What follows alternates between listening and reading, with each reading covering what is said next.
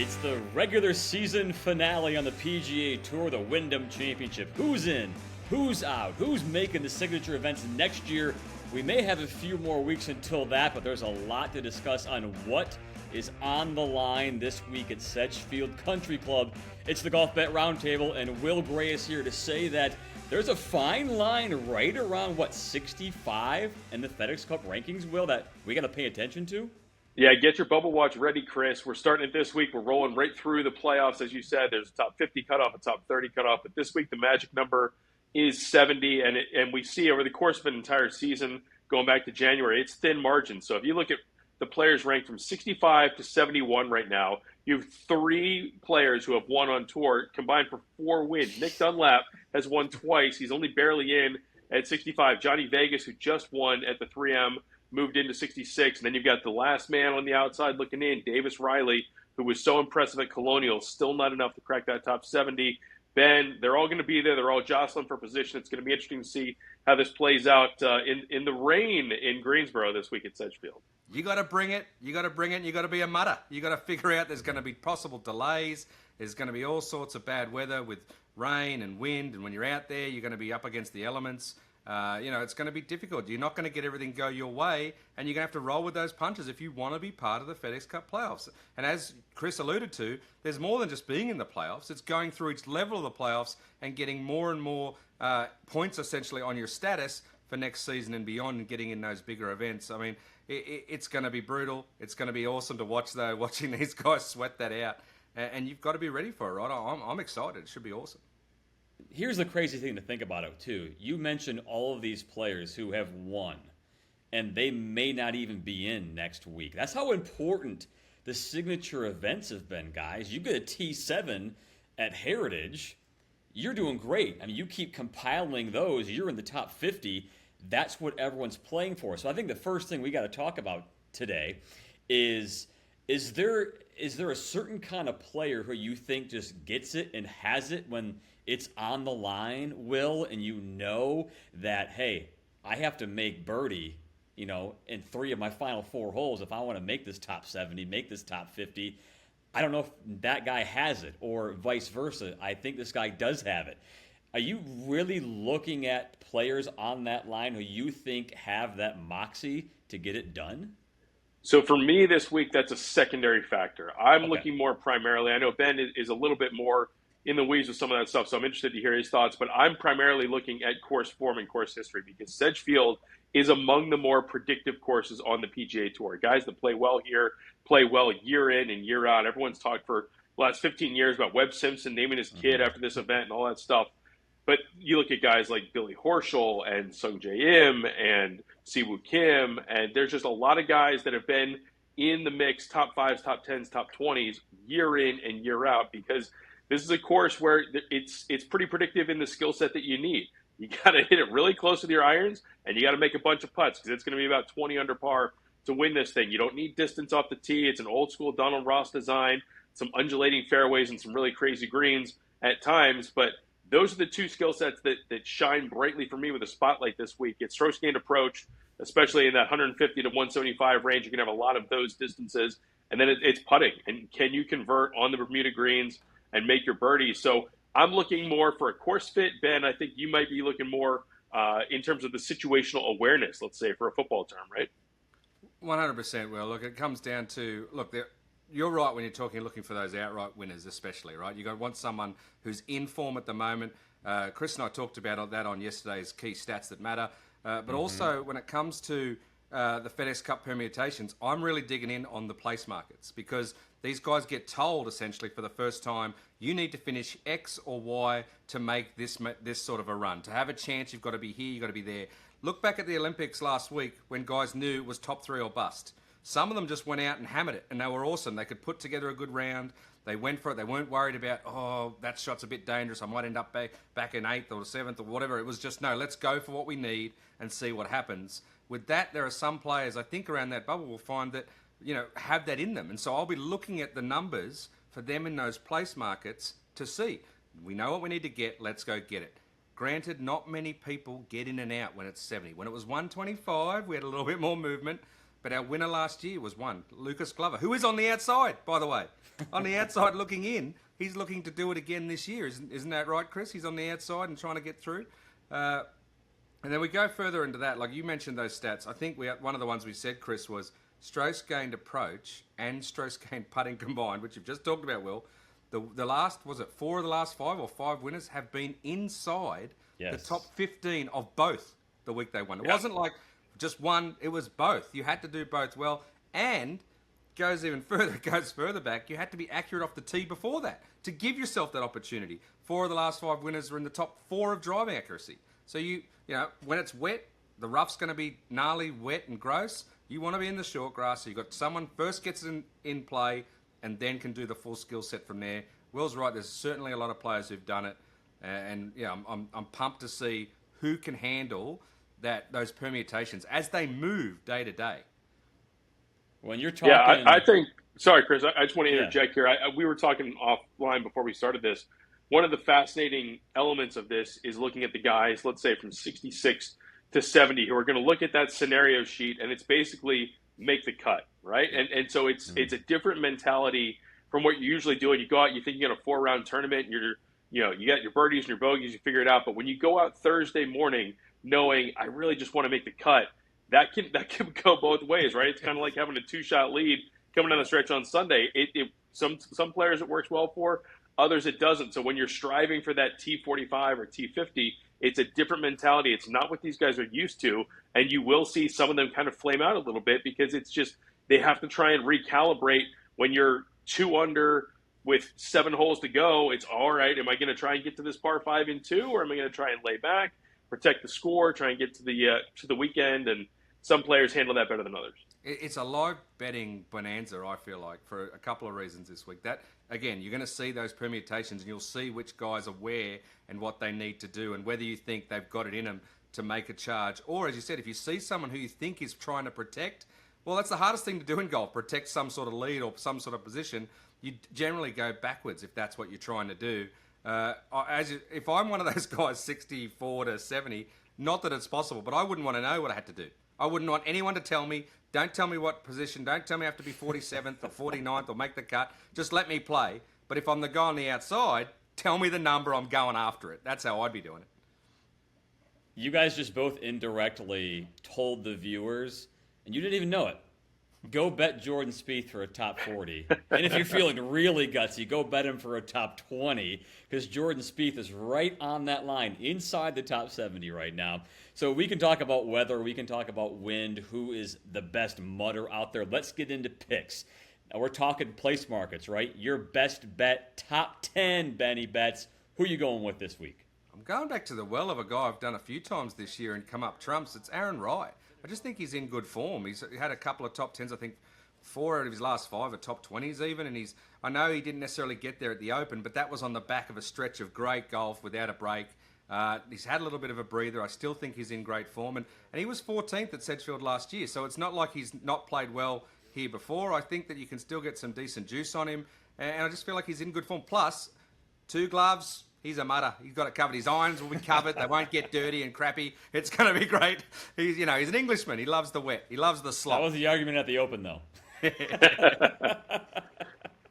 All right, I'm going to go. I'll go next. I'm sure I have an Australian flag here around somewhere. I'm taking Benny's guy. I'm taking Cam Davis. He doesn't like him. I know. That's not true. That's all the more reason for me to take him. All the more reason for me to take him because he's having quite a summer. As we know, just a few weeks ago, he won at the Rocket Mortgage. Here goes Ben's. I'm sure, shocker. He's got something not too far away. Where's the Tim Tams?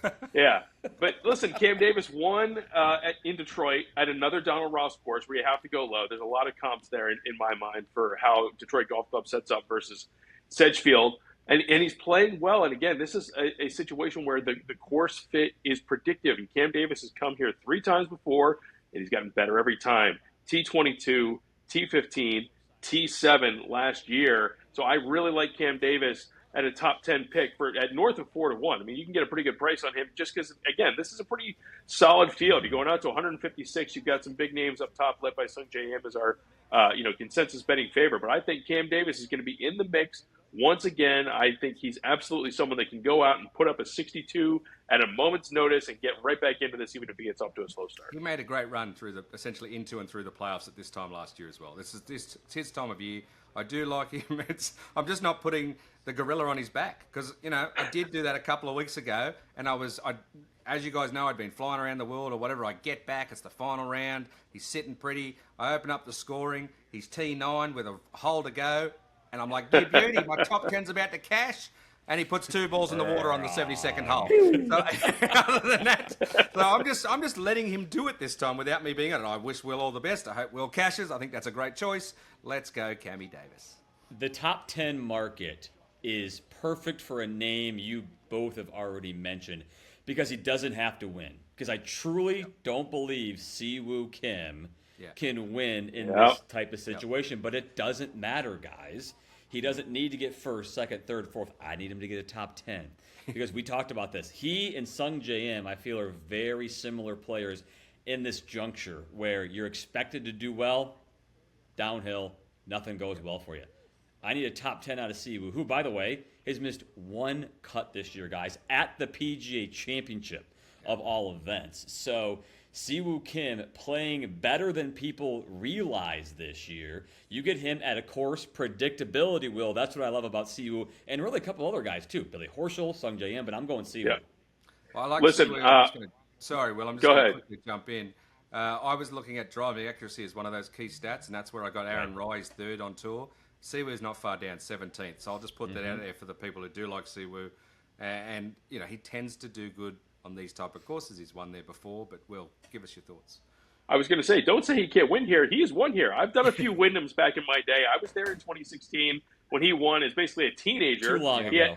He had like a 5-shot lead with 2 holes to go, and they were racing darkness after a rain delay. Shocker, we're talking rain again, trying to get this thing in so that he could finish that off. But you're right, he's been a top 5 machine in the years since then. I think he had 3 straight at one point. So absolutely is a player, and we've seen similar courses to this where Siwoo does kind of rise to the occasion. So if he can be, I would say, a high variance pick when he runs hot. He can get pretty hot, but this is a place where he seems to have a pretty good affinity, so I like that.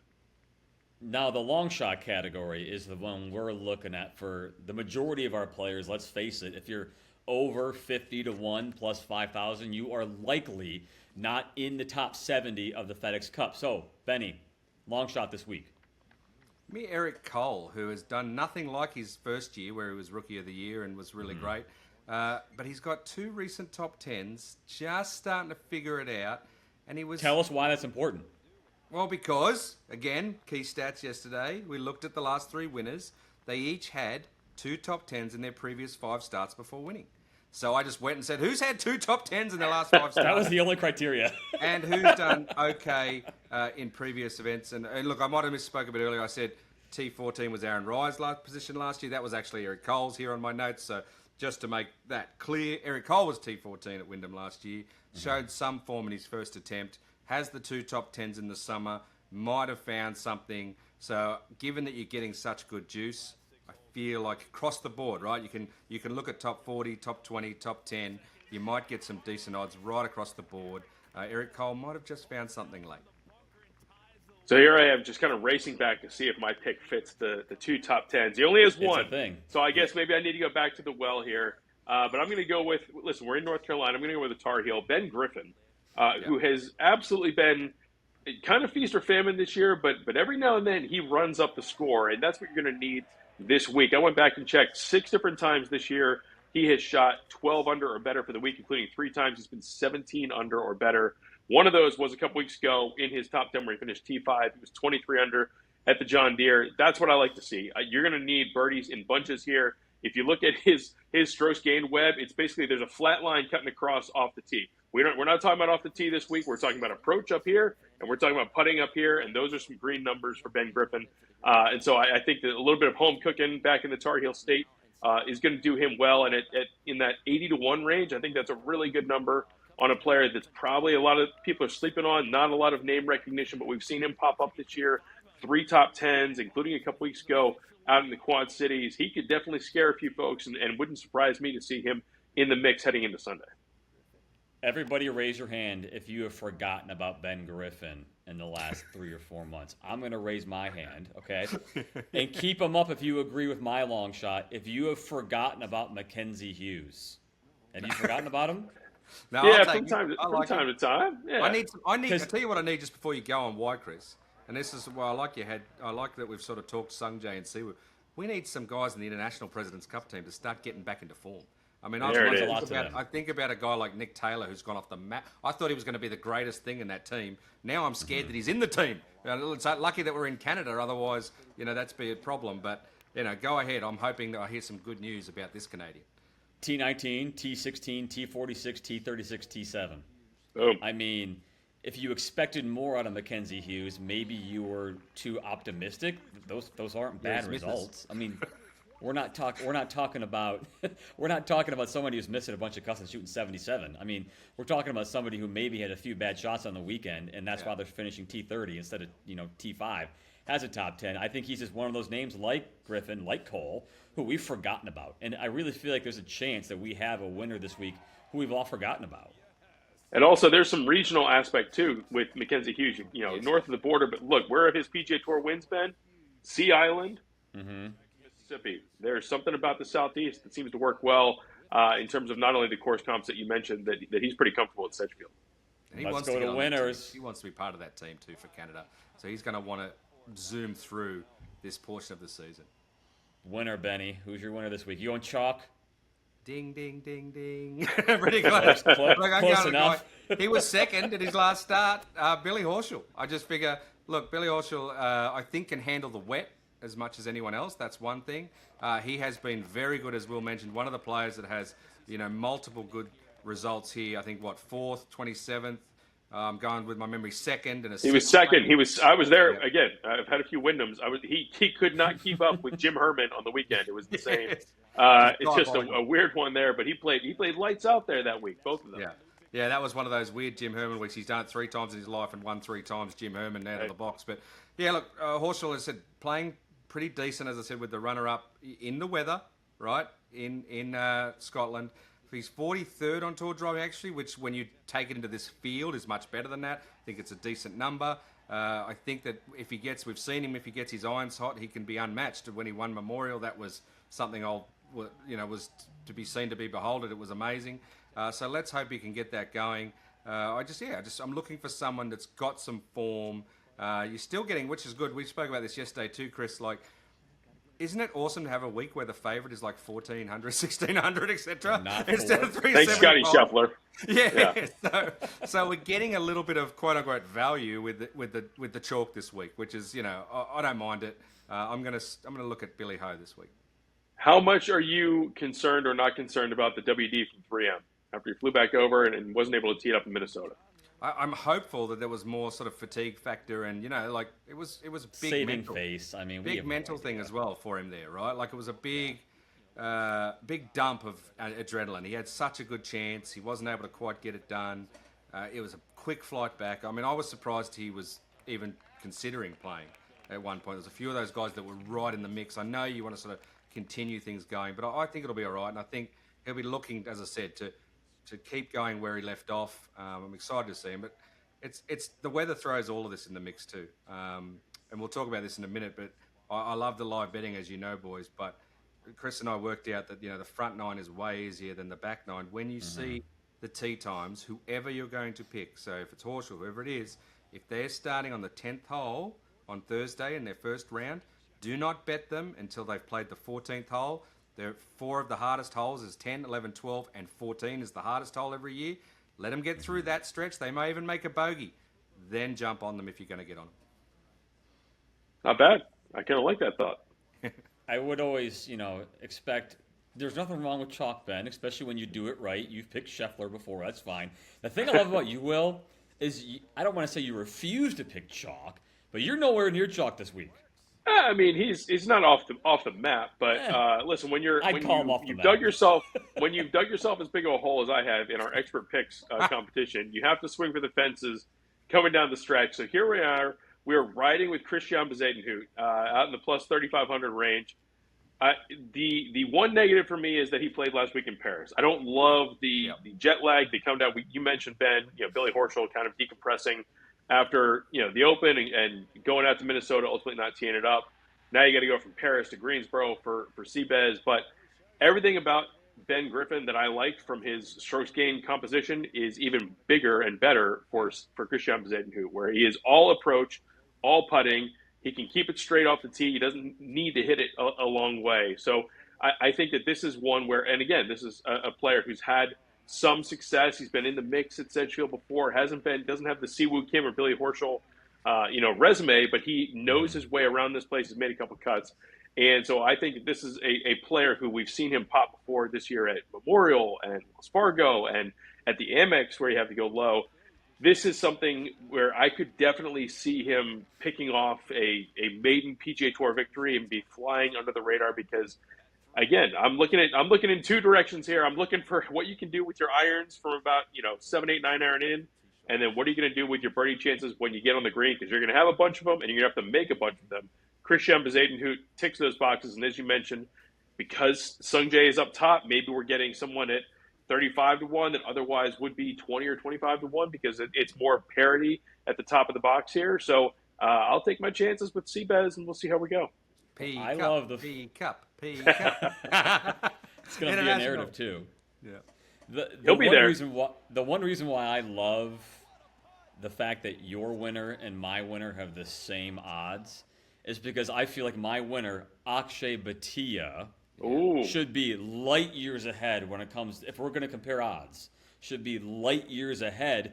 And by the way, when I made him my winner, Ben, I had no idea. 2 top 10s recently, a T2, a T5, he has a T16. T2 that should have been a win. Right. Yeah. Already had a win. Okay. Yep. And the fact that his cut comes at a major, okay? Yep. Historic wins. I did the same thing with Sahith Theegala a couple weeks ago. He almost won. Was throwing out the Open. Didn't care about the Open then. I like Bhatia because he's really good off the tee, hitting it straight. That's our key stat, right, Ben, is hitting it in the fairway off the tee. Maybe some concern, Will, about his irons, the way they've been recently. Maybe not so much when they were doing well a month ago. I love the fact he's 35-1. That is crazy to me, and somebody who I feel like fits the mold of getting a winner here, because don't you feel like there's a lot of years where somebody wins earlier in the year and they win later in the year, and you say, oh, wait, that guy won 2 times this year? Yep. He would fit that perfectly. And he came close, again, just let it get away off the putter blade on the 72nd hole in Detroit. So we almost already had that narrative with Akshay this year, and he's a North Carolina guy, right? I mean, he grew up playing golf courses around here. I forgot about that. I will say the one negative in my mind when I looked at Akshay among the handicap, the course record here isn't great. He has not had the success that a lot of the other players that we've talked about have had at Sedgefield, but at the same time, he has leveled up so much in 2024 off of even where he was last year as a winner at the Barracuda. Like he made great strides, and he is exponentially ahead of where he was a year ago. Absolutely, firmly positioned as just one of the guys that's going to be in the mix and is going to be 35-1 at a bunch of tournaments. And, not too long in the future, you're going to look up at the leaderboard and you're not going to be surprised to see Akshay's name on the board there. Can't you guys just hear our social media legend, Matty Devicker, going, they're disrespecting him. They're disrespecting his odds again. Because that's what he's been saying since he was 80-1. And he was right. I feel like they are this week. Yeah, that week he was 80-1 that he almost, that he went close to winning, and then he was still only 60 or something when he almost won. Should have won. Different fields, though. Yeah, different fields. I know, but I can just hear Matty just being all fired up over these odds with Akshay. And look, I love the young kid. I think we spoke about this on one of these shows not that long ago, Will, where you and I both said, he was a guy we weren't necessarily sure was going to be the superstar people touted him as, but he has proven that he is a potential star for years to come. Oh, absolutely. I've gone on record. I'll say it again. I've never been more wrong about any player than I was about Akshay. I thought he was going to flame out. I didn't think he was going to make it on the Korn Ferry Tour. And now he has 2 PGA Tour wins to his credit. And if Chris is right, he'll have a 3rd one by Sunday. Speaking, Korn Ferry Tour, who won last week? Was that a young Aussie? Carl Phillips. Keep an eye out for that guy. Bring it on back. Bring the Tim Tams back to the scene. That's when you know it's time to end the show. And we've talked about weather. Ben, we'll talk about this on Chalk Talk on Wednesday. The weather. We'll have the tee times. We'll have a better, more accurate report of the weather. So how about we do that on Chalk Dog Wednesday? Yeah, sounds good. We'll go delve into those guys who do start on the 10th tee versus who start on the first tee. We'll see where the value is to wait for those outright bets. As I said, if you get someone off the 10th, you're waiting, in my mind, until they've played the 14th. They may play them even, they may play them one over. They're not dead yet. Front nine always plays under par. Those 4 holes I mentioned always play over par. So let's get through that and let's try to get some juice on those odds that we're already getting. We can wait and see for a more detailed forecast, but I'll tell you this much. If there's a betting market on them not being able to make the cut on Friday night, put me down. I'll take some of that. Hammer! Yeah.